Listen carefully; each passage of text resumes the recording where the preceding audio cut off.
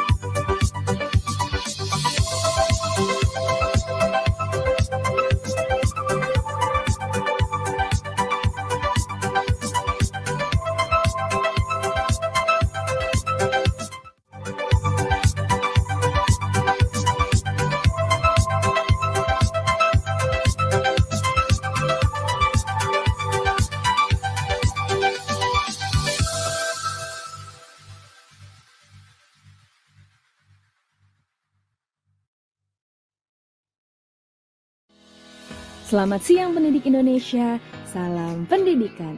Halo, aku ingin mengenalkan tentang Teaching.id. Teaching.id merupakan one-stop service platform pendidikan yang ditujukan untuk para guru Indonesia.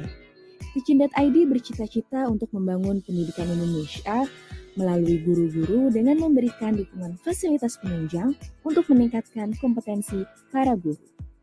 Kami hadir untuk guru Indonesia sejak tahun 2017. Hingga saat ini sudah mencapai lebih dari 10.000 guru yang mendaftar di website Teaching.id. Tidak hanya guru-guru Indonesia yang bergabung dengan Teaching.id, namun lebih dari 300 sekolah dan beragam komunitas pendidikan yang juga ikut bergabung di dalamnya. Terdapat 6 fitur yang mendukung peningkatan kompetensi guru pada Teaching.id, yaitu media sosial, lowongan kerja, forum, blog, training, dan marketing. Yuk daftarkan diri Anda di website Teaching.id segera.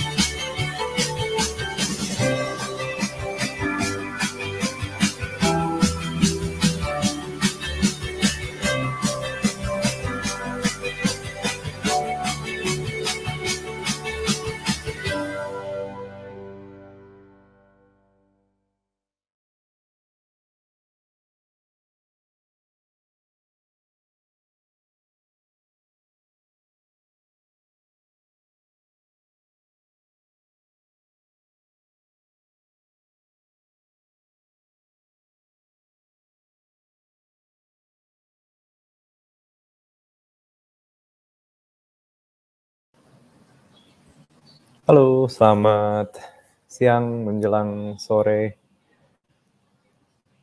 Mbak Milani dan Ibu atau Bapak Digna Samriar ya. Mungkin kita tunggu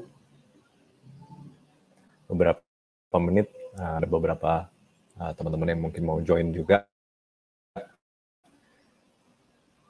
Terima kasih atas waktunya ya.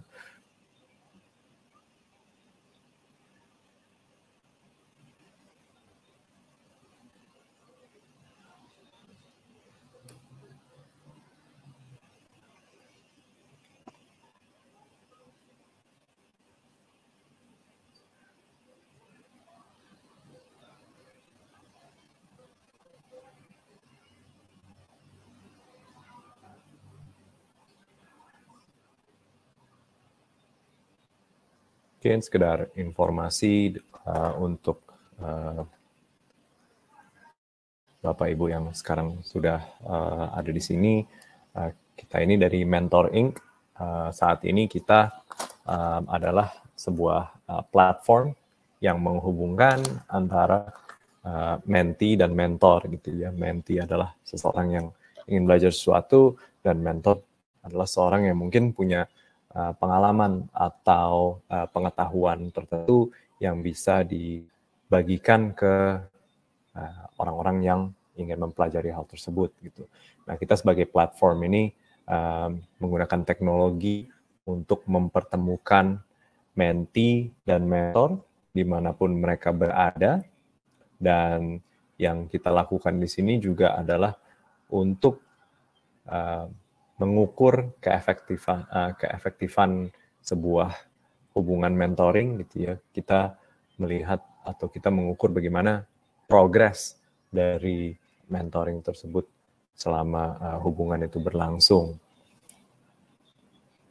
Jadi benar-benar kita ingin menggunakan teknologi untuk menghubungkan siapapun, dimanapun, yang punya pengetahuan dan yang ingin belajar sesuatu, untuk bisa masuk ke platform kita, daftar menjadi seorang mentee atau bahkan seorang mentor, lalu mereka bisa saling bertukar informasi atau saling melakukan mentoring tentang topik tertentu selama hubungan tersebut terjalin.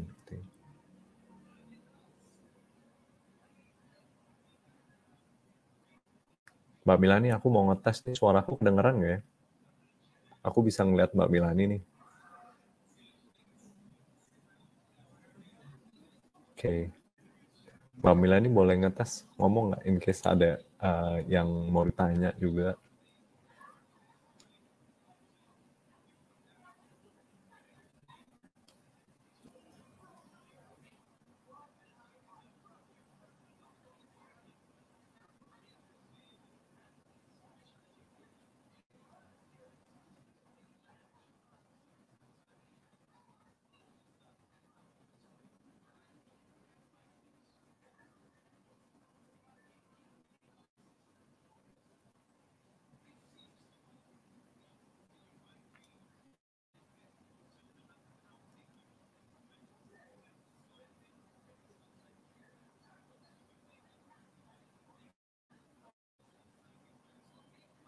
Coba kita tunggu juga 1-2 menit lagi.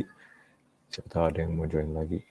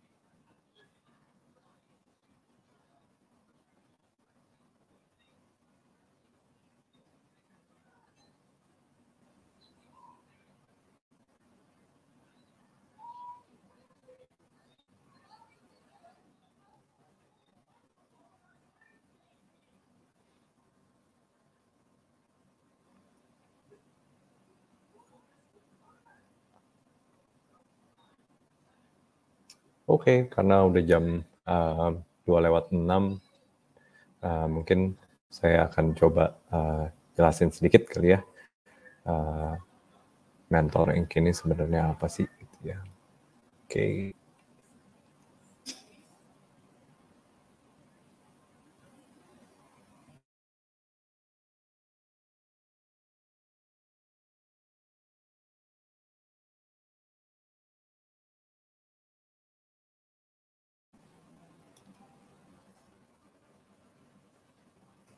Oke, sedikit introduction aja.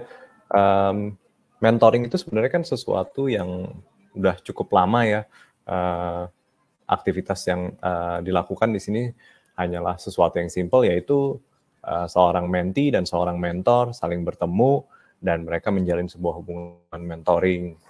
Dan si mentee biasanya adalah seseorang yang ingin belajar sesuatu, dan si mentor adalah biasanya seseorang yang lebih berpengalaman atau lebih senior atau lebih tua dari segi umur gitu ya. Dan dia lebih kepada ingin membantu mentee tersebut atau sharing informasi atau pengalaman kepada mentee tersebut gitu. Nah, biasanya yang terjadi dari sebuah hubungan mentoring adalah si mentee ini belajar sesuatu dari si mentor, dan si mentor juga mungkin punya keinginan untuk membuat si mentee ini lebih maju, dan atau juga bahkan bisa belajar juga dari si mentee-nya gitu. Nah, yang menarik di sini adalah kalau kita bayangin ada dua orang yang secara pengetahuan sama, secara intelligence atau secara kemampuan intelligence-nya juga sama gitu ya, dua-duanya hardworking gitu. Tapi biasanya yang kita temukan adalah seseorang yang punya mentor itu, atau seseorang yang punya guru atau senior yang ngajarin dia sesuatu itu biasanya perform lebih dibanding peers-nya yang walaupun intelligence atau kemampuan atau kemauan kerja kerasnya sama gitu. Kenapa? Karena dari riset kita yang kita lakukan, kita find out bahwa orang-orang yang punya mentor itu cenderung bisa melakukan sesuatu atau bisa mengerti sesuatu lebih cepat, karena walaupun di luar sana banyak informasi, banyak materi yang bisa dipelajari secara online maupun offline, tapi biasanya yang punya mentor itu adalah orang-orang yang bisa menavigate ini lebih cepat gitu, karena dia sudah konsultasi atau mungkin dapat insights dari orang-orang yang pernah mengalami hal yang sama sebelumnya gitu. Jadi ini yang kita temukan. Nah, tapi sayangnya dari pengalaman kita dan juga hasil riset kita, ketemu seorang mentor itu juga nggak segampang itu gitu. It's not really by design, tapi lebih kepada more often karena keberuntungan aja atau karena luck gitu. Ketemunya gitu. Apakah mungkin dia bekerja di sebuah perusahaan ternama gitu, atau mungkin bahkan dia kenal seseorang di keluarganya yang memang sangat berpengalaman dalam bidang suatu gitu, atau mungkin dia punya teman atau relasi di bidang tersebut sehingga dia bisa mendapatkan atau menjalin hubungan dengan orang tersebut sebagai sebuah mentoring relationship gitu. Nah, yang kita mau coba lakukan di mentoring adalah kita mau mencoba menghilangkan barrier-barrier terhadap mentoring gitu ya. Yang kita tahu hari ini adalah memang yang namanya mentoring itu sangat bermanfaat dan bisa benar-benar membantu seseorang dalam mengembangkan dirinya gitu, dari segi akselerasi gitu ya. Nah, yang kita temukan juga sebenarnya banyak di luar sana orang yang mencari bantuan atau mencari jawaban atas pertanyaan-pertanyaan mereka, tapi mereka nggak tahu harus nanya ke siapa, atau mungkin mereka bahkan nggak punya akses ke channel yang tepat gitu untuk menanyakan hal-hal tersebut atau mengkonsultasikan hal-hal tersebut gitu. Dan di lain sisi kita juga menemukan dari riset kita bahwa banyak gitu sebenarnya orang yang mau berbagi, yang mau menolong, yang mau memberikan informasi gitu ya. Tapi mereka merasa nobody is actually reaching out to me gitu. Jadi mereka juga nggak tahu gitu harus nolonginnya lewat mana, lewat channel apa dan gimana gitu kan. Nah, inilah yang mau kita coba lakukan, removing that barrier gitu, dan connecting the two parties together gitu, antara si mentee dan si mentor gitu. Dan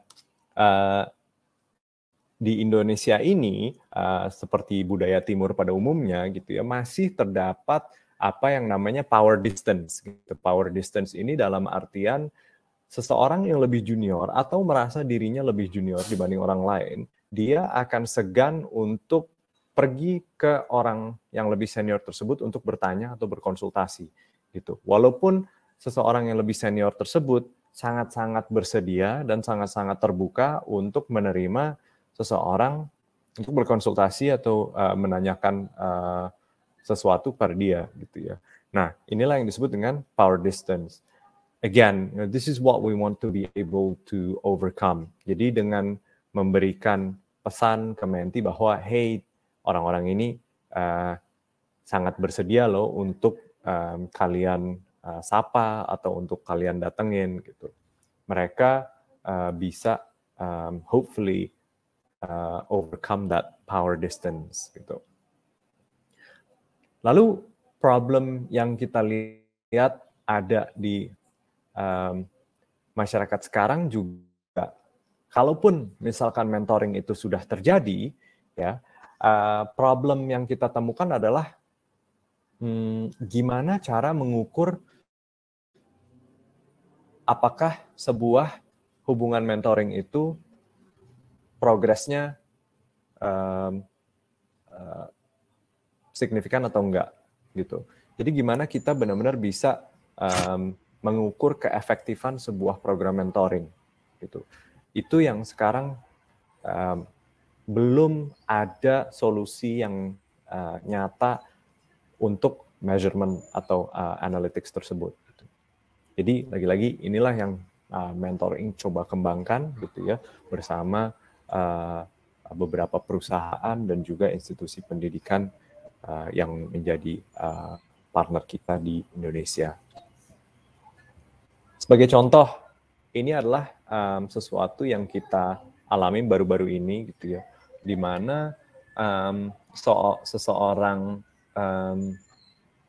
yang bernama B gitu, dia baru aja lulus kuliah engineering dan dia lagi mencari kerja di bidang tertentu gitu ya. Dia sangat ingin bekerja di bidang oil and gas, specifically and engineering gitu. Tapi dia nggak kenal siapa-siapa dari lingkungan dia, dari networknya dia gitu ya. Dia nggak kenal siapa-siapa yang bekerja di oil and gas industry gitu. Jadi dia benar-benar satu demi satu dia kirimin pesan orang-orang di LinkedIn gitu ya. Lalu dia benar-benar menghubungi orang-orang tersebut secara random aja gitu. Nggak ada struktur, nggak ada approach yang terstruktur gitu untuk menghubunginya. Nah, yang terjadi apa? Nggak banyak orang yang reply ke pesan-pesan dia di LinkedIn. Lebih banyak ya di-ignore aja gitu. Kalaupun ada yang reply-nya mungkin adalah, "Hey, I'm sorry, I can't really help you," gitu. Jadi, untuk dia akhirnya menemukan seseorang yang akhirnya mau reply gitu ya, dan memberikan dia bimbingan dan petunjuk gimana untuk masuk ke oil and gas industry, itu butuh waktu yang cukup lama gitu. Dan selain waktu yang cukup lama, effort yang dia harus lakukan benar-benar cukup signifikan gitu ya. Nah, ini yang kita mau coba jembatani lagi. Bagaimana kita bisa mempertemukan orang-orang yang sedang mencari bimbingan atau informasi atau panduan gitu ya terhadap sebuah masalah atau sebuah isu yang sedang dia alami. Gimana caranya dia ketemu seseorang yang udah pernah melewati pengalaman tersebut, gitu.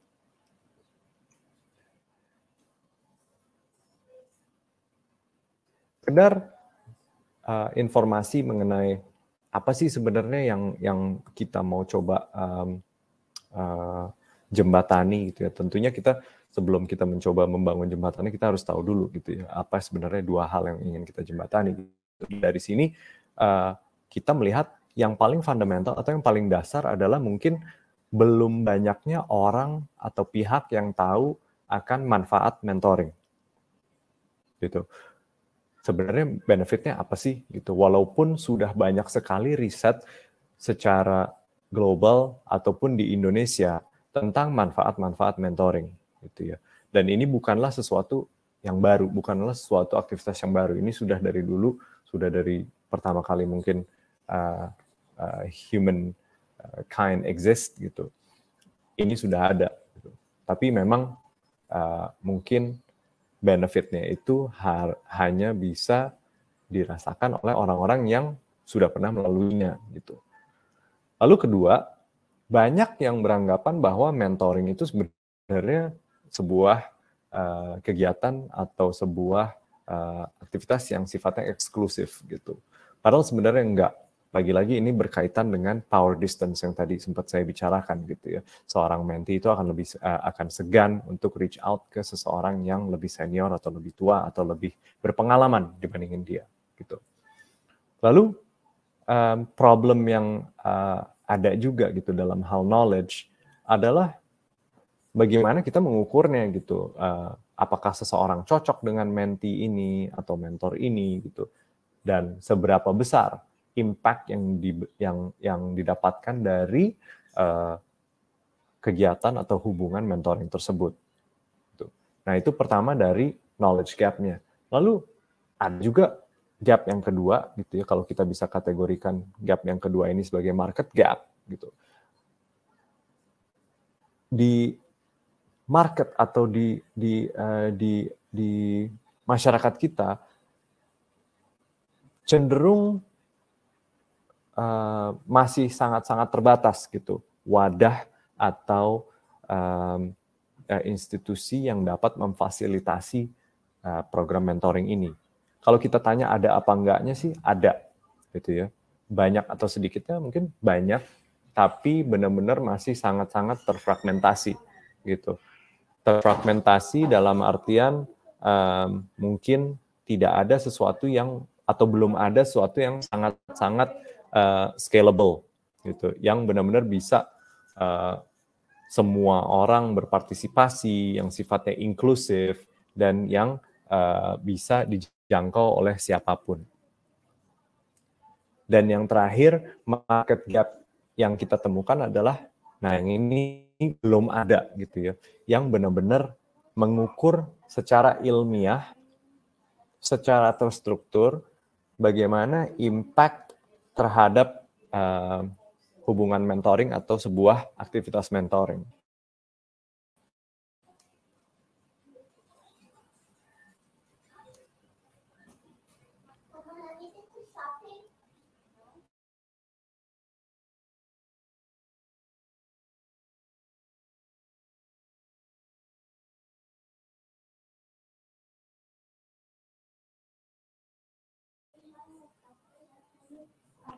Ini ada beberapa, mohon maaf sebentar.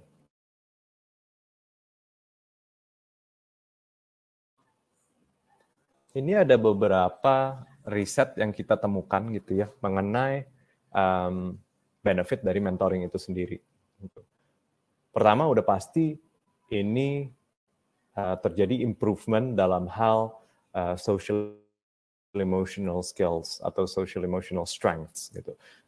Social emotional strengths ini meliputi hal-hal seperti decision making gitu ya, atau problem solving, sesuatu yang harus benar-benar dimiliki oleh seseorang yang mungkin apakah mereka young professionals ataukah mungkin mereka bahkan pelajar gitu ya. Yang paling mencolok di sini adalah orang-orang yang pernah melewati pengalaman atau mengalami mentoring, itu mereka akan lebih committed atau menunjukkan komitmen yang lebih tinggi terhadap organisasi di mana mereka belajar atau di mana mereka bekerja gitu. Nah, ini yang sangat menarik gitu karena mereka di situ berdasarkan riset ini disebutkan bahwa mereka dapat merasakan apa yang namanya self-development progress gitu. Dan juga mereka dapat secara langsung mengalami penularan nilai-nilai dari perusahaan tersebut. Dan as a result, mereka cenderung untuk lebih commit terhadap pekerjaan atau pelajaran yang mereka sedang lalui, dan hasilnya adalah produktivitas mereka pun meningkat gitu. Nah, dengan kalau kita bicara dalam hal organisasi, kalau misalkan kita tahu bahwa produktivitas meningkat, loyalitas dan komitmen para karyawan juga meningkat gitu ya. Tentunya dapat disimpulkan bahwa ini bermanfaat bukan hanya untuk si karyawan, tapi juga bermanfaat untuk si organisasi gitu ya. Dan pada saat saya bilang karyawan, karena ini risetnya dilakukan di sebuah organisasi di mana mereka mempekerjakan para karyawan gitu. Tapi riset ini juga berlaku untuk di kalangan universitas ataupun sekolah.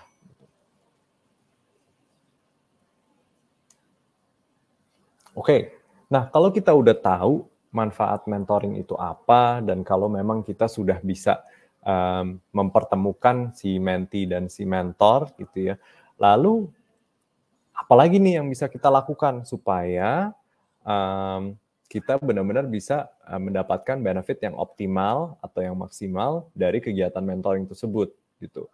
Nah, kita percaya bahwa sebuah program mentoring itu akan sangat maksimal hasilnya kalau dia itu sifatnya terstruktur gitu. Terstruktur ini dalam artian apa? Nah, jadi pertama sebelum kita masuk ke dalam detail strukturnya gitu ya, pertama kita harus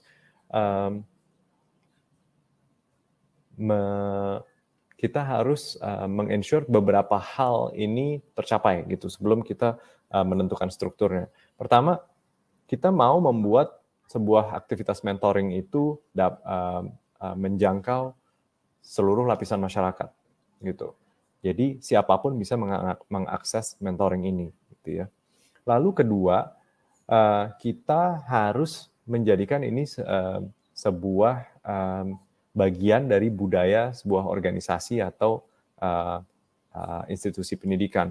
Itu di mana seseorang yang lebih senior itu sangat dianjurkan untuk memberikan atau menjadi mentor terhadap peers atau murid mereka sendiri gitu. Dan ini harus diperkenalkan kepada semua pihak as early as possible, sedini mungkin gitu. Kalau buat siswa mungkin begitu dia masuk ke sekolah atau institusi akademi tersebut langsung diperkenalkan terhadap mentoring gitu. Jadi mungkin kalau misalkan saya kebayangnya kalau mahasiswa baru masuk gitu, mungkin yang harusnya jadi ospek itu adalah justru mentoring program gitu kan. Dan begitu juga untuk organisasi di mana kalau misalkan guru atau karyawan lain baru masuk, part of their blending in with the organization itu adalah sebuah mentoring program gitu dari seseorang yang lebih senior di organisasi tersebut gitu. Nah, tentunya yang nomor 4 ini harus didukung oleh organisasi itu sendiri gitu ya. Jadi benar-benar si organisasi harus memberikan insentif atau memberikan sarana dan prasarana untuk mentoring program ini berjalan secara kondusif gitu. Nah, kalau mentoringnya udah berjalan, barulah kita ukur gitu ya, di langkah nomor 5, barulah kita ukur apakah impact-nya sesuai dengan yang diharapkan si mentee atau apakah ada yang perlu kita modifikasi atau perbaiki sedemikian rupa sehingga si mentee dan mentor dapat lebih memaksimalkan hubungan mentoring tersebut gitu. Dan yang terakhir ini adalah speed-nya. Jadi mulai dari dia masuk registrasi dan sampai mentoring itu terjadi gitu ya, itu benar-benar harus efisien dan harus cepat gitu, karena supaya momentumnya tetap masih dapat gitu. Karena kalau momentumnya masih dapat, masih ada, itu mentoring relationship-nya cenderung akan menjadi lebih optimal. Oke. Kalau itu semua yang tadi saya katakan sudah terjadi, lalu kita harus menentukan berapa lama nih program mentoringnya akan berlangsung. Kalau misalkan sudah ditentukan juga time frame-nya, maka 3 hal yang harus kita inkorporasikan atau kita gabungkan ke dalam sebuah program adalah 1, kurikulumnya. Mau gimana nih? Kurikulum atau silabusnya mau gimana? Apa yang mau dicapai dari mentoring relationship ini? Kenapa kurikulum itu penting? Karena ini memberikan semacam guide gitu. Apa yang akan dia bahas dengan mentornya pada saat pertemuan-pertemuan tersebut berlangsung. Lalu tema-tema apa yang akan mau dibahas gitu. Dan yang paling pentingnya biar pada saat setiap ketemu itu nggak bingung mau ngomongin apa, mungkin topiknya bisa ditentuin dari awal gitu. Walaupun mungkin topiknya bisa berubah-berubah gitu ya. Apakah mungkin misalkan kalau untuk karyawan atau mahasiswa baru, misalkan topiknya adalah ya getting to know each other, getting to know the facilities of the school, of the university, or even the organization. and getting to know just how to interact with the colleagues or the people around the organization. Jadi itulah pentingnya ada kurikulum yang pertama. Lalu yang kedua, measurement itu juga harus kita pasang atau kita masukkan ke dalam program mentoring, gitu ya. Kenapa? Ini lagi-lagi untuk mengukur kepuasan si mentee, mentor, dan juga untuk organisasi bisa lebih efisien dalam mengadminister program mentoring tersebut. Gitu. Jadi benar-benar progresnya bisa diukur gitu ya. Nah mungkin pertanyaannya adalah kayak gimana cara kita mengukur sebuah program mentoring gitu kan.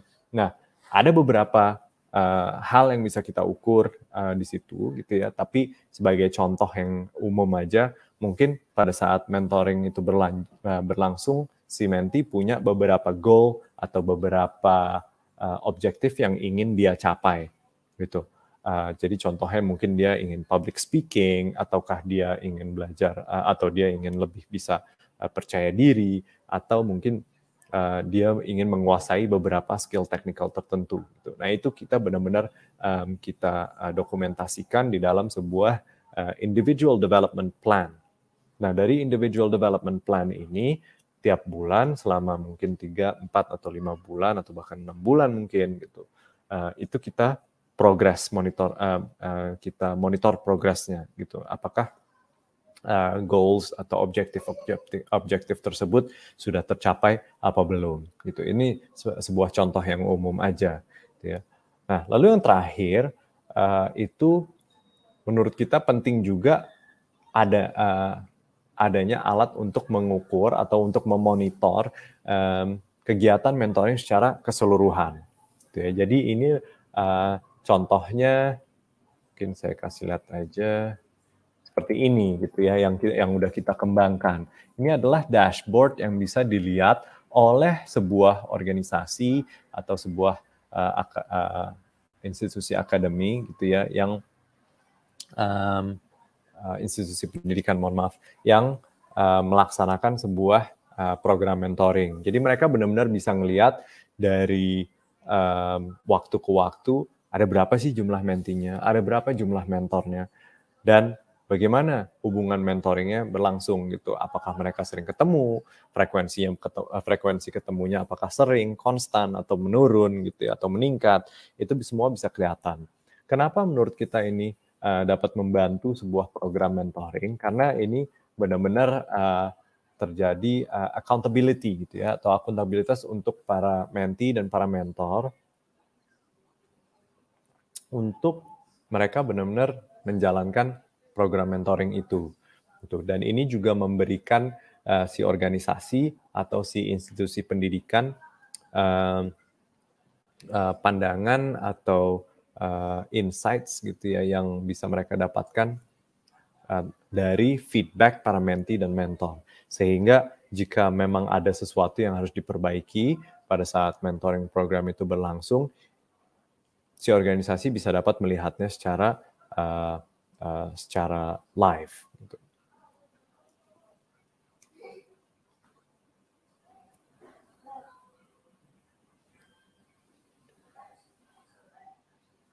Untuk bisa memonitor progress yang scalable menurut kita gitu ya, kita perlu memanfaatkan teknologi dan juga data. Karena sekarang data digabungkan dengan teknologi, inilah yang dapat membantu kita dalam membuat keputusan-keputusan penting, gitu kan. Dan inilah yang dapat membantu mengakselerasi information atau knowledge transfer. Pertama, mulai dari wadah itu sendiri, gitu ya. Wadah itu sendiri tentunya harus available secara online dan offline, gitu. Kenapa online dan offline? Karena kalau misalkan kita offline aja, susah untuk benar-benar kita bisa membuat program tersebut scalable, gitu. Tapi kalau misalkan kita sudah siapkan infrastruktur untuk program tersebut bisa jalan online juga, ini segala batas yang tadinya menjadi halangan untuk program ini tidak bisa berjalan kalau ini offline, itu semua jadi hilang gitu. Jadi menurut kita platform online ini adalah salah satu cara untuk membuat mentoring ini lebih scalable. Gitu. Kedua, manfaat dari having something or having the platform online adalah accessibility. Ya, accessibility ini dalam artian mungkin tadinya seseorang hanya bisa mengakses mentor di kotanya sendiri atau mungkin di tempat-tempat tinggal yang dekat dengan lokasi si mentee. Tapi dengan adanya teknologi sekarang kita bisa menghubungkan orang dimanapun mereka berada di dunia asalkan mereka punya internet, gitu kan. Nah ini yang faktor yang sangat mendukung scalability juga. Gitu. Lalu yang terakhir itu adalah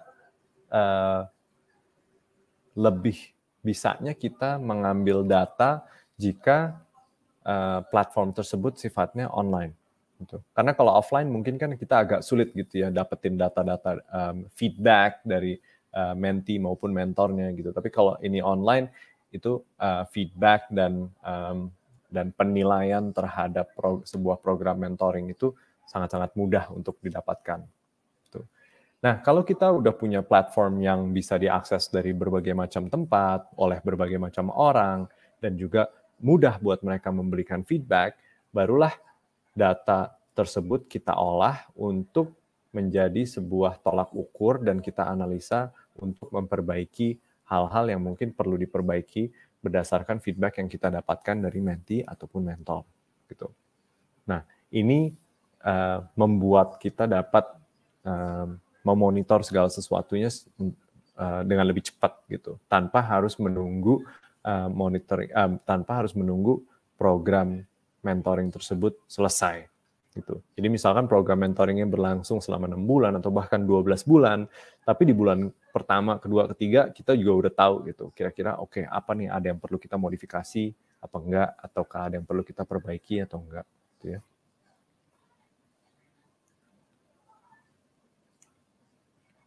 Ini tadi contoh yang saya jelaskan mengenai penggunaan teknologi dalam hal memonitor progres mentoring activity itu sendiri. Nah, pertanyaannya nih sekarang berarti kan, bagaimana nih caranya kita membangun sebuah budaya mentoring atau inisiatif mentoring di dalam sebuah sekolah misalkan atau sebuah universitas gitu.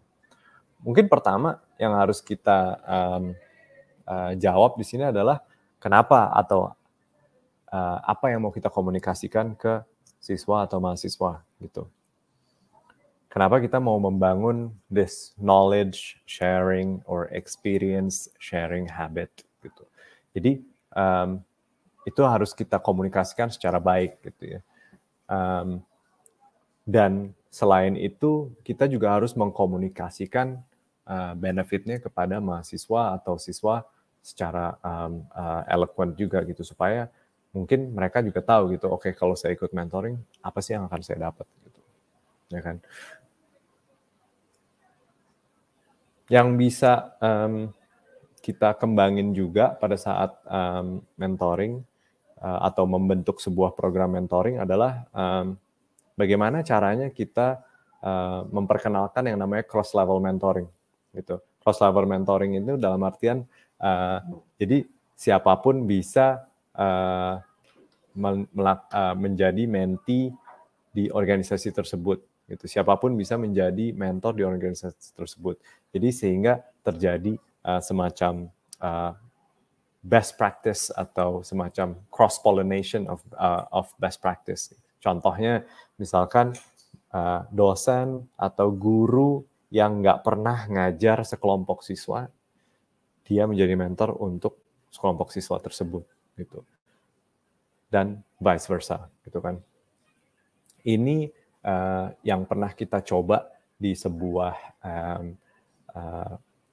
vocational school gitu ya di Sumatera Utara, di mana alumni dari program studi yang berbeda itu menjadi mentor untuk mahasiswa yang masih ada mempelajari di program studi yang lain gitu.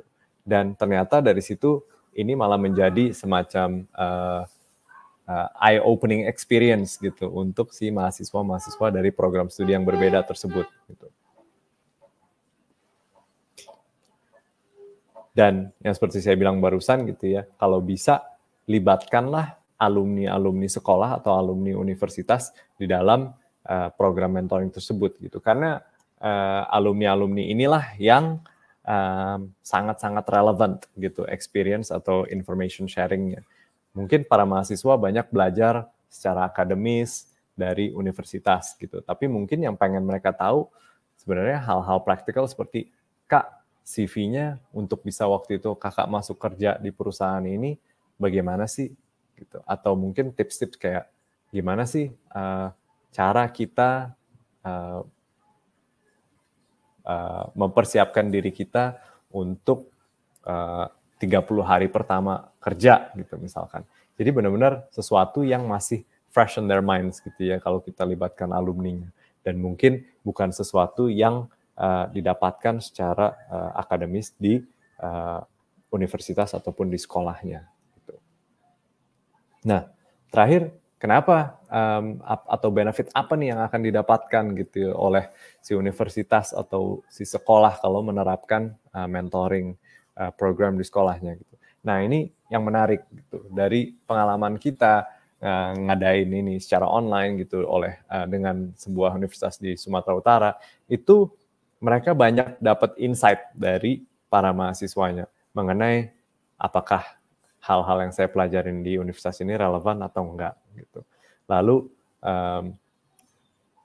apalagi yang sebenarnya pengen mereka pelajari di luar hal-hal yang sudah diberikan kepada mereka gitu. Ini memberikan universitas semacam kemampuan untuk bisa mendapatkan atau mendengar suara dari para siswa atau mahasiswanya gitu secara tidak langsung, karena sebenarnya ini dilakukan pada saat kita mencari feedback oleh dari mentee atau dari mentor gitu. Oke. Nah, ini yang menarik dari eksperimen kita kerjasama dengan sebuah perguruan tinggi di Indonesia. Kita melakukan sebuah mentoring program gitu ya selama 4 bulan. Semua dilakukannya secara online, secara virtual, dan dari sini kita melihat bahwa mentee satisfaction-nya itu sangat-sangat tinggi. Gitu, sangat-sangat tinggi dalam artian 90% dari mentee itu merasa bahwa mentoring program yang mereka alami itu sangat-sangat mempersiapkan mereka untuk dunia kerja atau transisi dari mahasiswa menjadi seorang profesional gitu. Karena dari struktur yang kita lakukan di sini adalah mentee-nya adalah para mahasiswa tingkat akhir dan mentor-mentornya adalah para alumni yang baru lulus 1-2 tahun ke belakang gitu.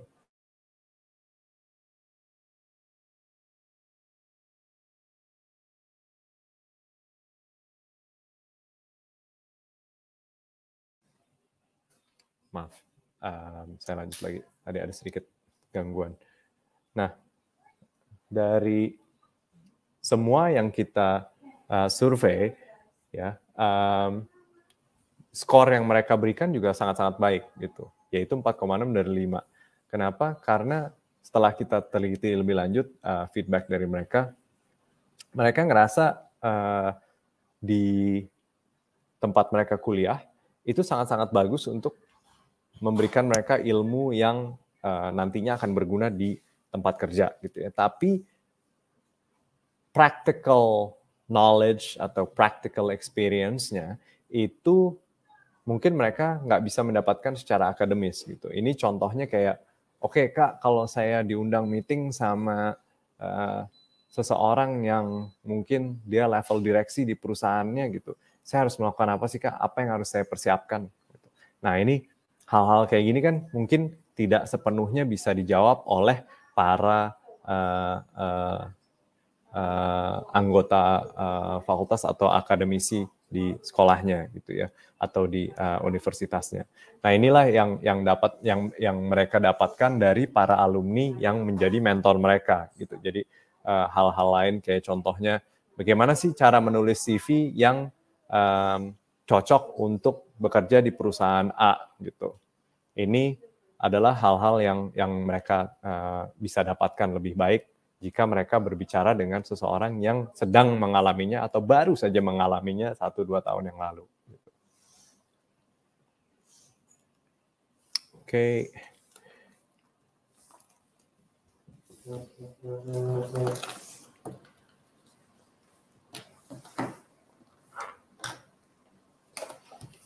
Oke, sedikit closing word saja dari saya. Terakhir ya, kita tahu bahwa program mentoring itu atau aktivitas mentoring itu sudah ada cukup lama, dan memang benefitnya itu juga secara ilmiah sudah terbukti bahwa ini dapat mengakselerasi sebuah perjalanan karir seseorang, gitu. Dan ini adalah sesuatu yang dapat mempercepat pengembangan diri seseorang, karena ini betul-betul mereka berinteraksi dengan seseorang yang baru saja mengalami hal tersebut. Nah, untuk mendapatkan hasil yang optimal atau untuk mendapatkan hasil yang maksimal dari sebuah hubungan mentoring, kita yakin bahwa structured mentoring atau program yang terstruktur adalah sesuatu yang benar-benar bisa membantu program mentoring untuk bisa menjadi lebih sukses. Nah, kalau kita sudah memberikan sebuah struktur atau kita sudah memperkenalkan sebuah struktur dalam hubungan mentoring tersebut, yang tidak kalah pentingnya adalah kemampuan untuk bisa mengukur dan memonitor kegiatan mentoring tersebut. Gitu. Jadi apakah kegiatan itu terjadi, seberapa sering, dan seberapa besar impact yang didapatkan dari kegiatan mentoring tersebut, itu sama pentingnya dengan kita menstruktur program tersebut, gitu ya. Jadi kita ukur benar-benar.